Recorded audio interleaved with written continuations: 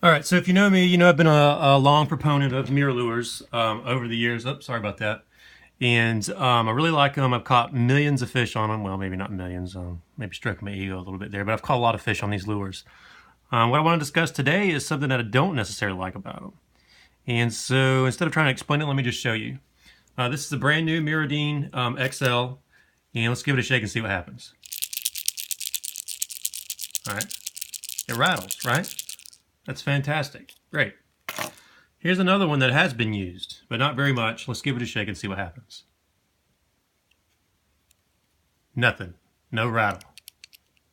Nothing. And this doesn't just exist within the Mirrodine XL. It also exists within the regular Mirrodine. And this one here is one of my favorite ones. I've caught so many trout on this. Let's give it a shake. No rattle, right? That's very disappointing. Here's one that's maybe been thrown a few times. Let's give it a shake. Oh, look, it even stopped rattling. So that sucks, in my opinion. These lures were made to be reused and last for a long time. I mean, you can replace all the hardware on here. MirrOlure sells new hardware for all of these lures, but you can't replace the rattle. And I think what's happening is over time, the beads inside are just plastic. I think they're being worn down, abraded, and probably misshapen from being casted and slung into each other and within the body of the bait. And if you look in this new one here, you can see here where the hook attachment protrudes inside the body. It's actually within the void that the rattles are in.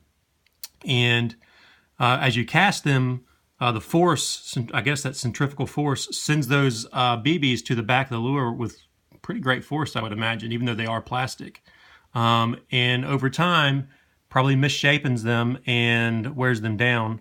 And they get able to be caught in these voids within the bait. And if you see here, I don't know if you can see it, there's actually a BB stuck right there on top of where the hook attachment comes in. And I imagine that same void exists on the bottom. I think it looks like there's 4 BBs within here. And so I think that's what's happening. And like I said, that's just very disappointing. And I may start just using these and phasing them out for, well, in favor of other lures. There's a lot of different suspending twitch baits out there. So MirrOlure's got a lot of competition moving forward. So that's just some things that I don't like. And I honestly feel like, you know, these are what, $7 to $10 a piece, depending on where you buy them. You know, I think they should rattle for the extent of their life. You know, there's no reason they shouldn't. I've got rattle traps that, you know, are 20 years old that my grandfather used, and they still rattle just fine. So I'm just disappointed in MirrOlure at this point, and unfortunately, I think I'm going to move on from them.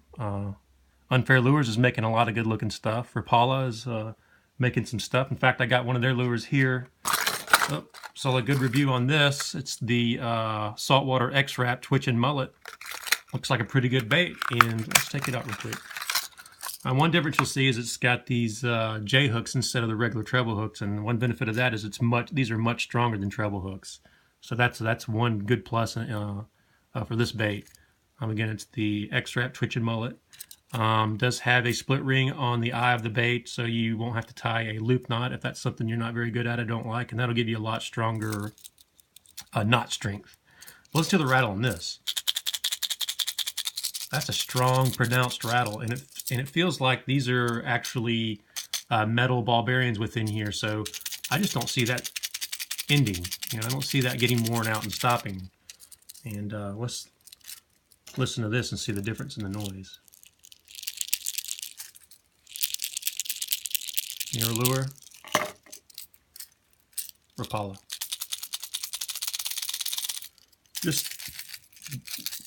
Just very robust sounding. Feels very robust. Much heavier lure, should cast really well. So I'm excited to try this. I'm also going to look into the offerings from Unfair Lures.